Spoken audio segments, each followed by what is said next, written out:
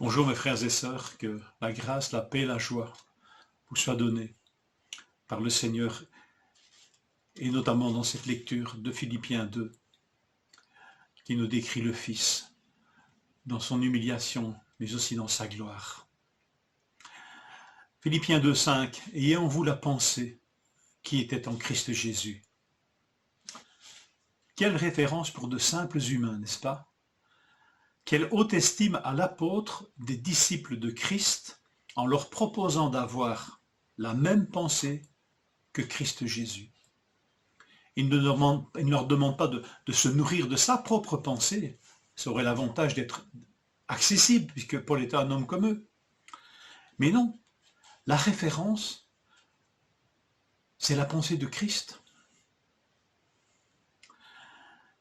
L'apôtre nous amène, inspiré par l'Esprit, dans les plus hautes sphères qu'il puisse s'imaginer. Là où de toute éternité se tient Dieu et son Fils bien-aimé. L'Esprit nous révèle ces choses. Le Fils qui de toute éternité partage la divinité avec le Père s'est dépouillé de cette divinité. Non pas de cette nature divine, mais des prérogatives divines.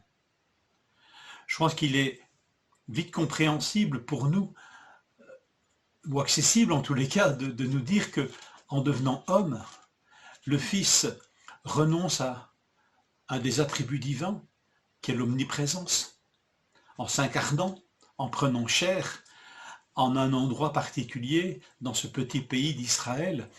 Le Fils s'est limité à être présent à un seul endroit à la fois, comme tout homme. Voilà un des exemples de ce dépouillement. Mais le Fils a gardé en lui, bien sûr, des prérogatives divines. Lui sait, avant qu'on ne lui en parle, ce qui se passe dans l'homme, ce qui est dans l'homme. Jésus, quand il pardonne les péchés, le fait de sa propre autorité. Et ainsi de suite. Mais il s'est dépouillé, c'est un vrai dépouillement. Avec un verbe même fort, il s'est vidé pour prendre forme humaine. Vrai homme, et pourtant vrai Dieu. Il est le serviteur de Dieu, dont on a parlé tellement dans le prophète Ésaïe, mais il est aussi serviteur des hommes. Le Fils de l'homme est venu non pour être servi, mais pour servir et donner sa vie en rançon pour beaucoup. Et cette œuvre du Christ, cet accomplissement de la volonté du Père que le Fils met en œuvre, est le fondement, la fondation pour mettre notre propre salut en œuvre. Il est notre inspiration, notre norme. Nous pouvons lire un peu avant le passage qui nous décrit Christ qui s'humilie et prend corps. Nous pouvons lire ceci qui est adressé aux disciples, que l'humilité vous fasse regarder les autres comme étant au-dessus de vous-même. C'est celle du Fils. Que chacun de vous, lieu de regarder ses propres intérêts, considère aussi ceux des autres. C'est l'attitude du Fils. Ayez en vous la pensée qui était en Christ Jésus. Cette humilité communique la vie. Elle n'a rien de morbide. Elle n'est pas un dévoiement de l'estime de soi. On n'est pas ici en train d'entretenir un dégoût de soi, une négation de notre dignité d'homme et femme créés à l'image de Dieu. Mais cette humilité est un vrai accomplissement, elle est porteuse de vie. C'est cette vraie humilité qui n'est pas une fausse modestie, qui n'est pas un autodénigrement. C'est l'humilité du Fils, qui sait qui il est. Mais cette humilité qui considère les intérêts de l'autre. Cette humilité qui amène à regarder ce que nous considérerions comme plus bas que nous le considérons comme plus élevé. Cette humilité communique la vie. Nous sommes ici dans une belle réflexion, n'est-ce pas? C'est un passage qui nous parle de Christ. C'est théologique, on pourrait y voir là toute la réflexion condensée sur cette double nature du Fils, vrai Dieu, vrai homme.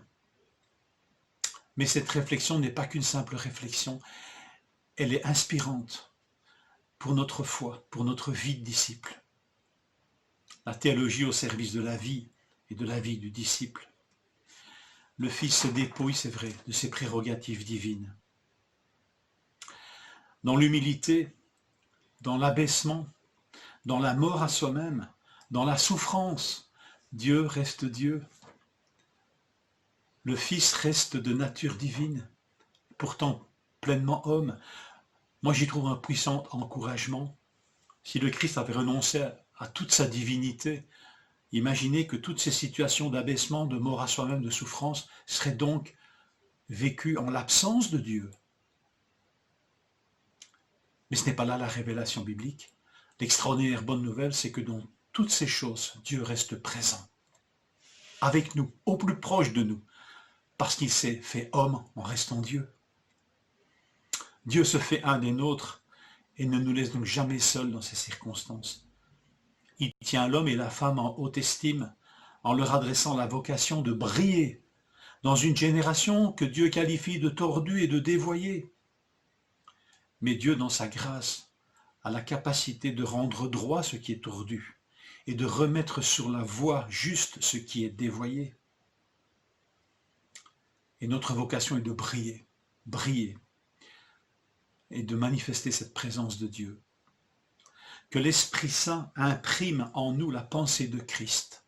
Cette pensée, en fait, elle est gage d'un amour vrai, d'une unité profonde. Paul parle d'avoir un même amour, une même âme, une même pensée. Ces choses se nourrissent de la pensée de Christ. Méditons ce joyau de la révélation biblique, de la révélation divine. Bonne journée en sa présence.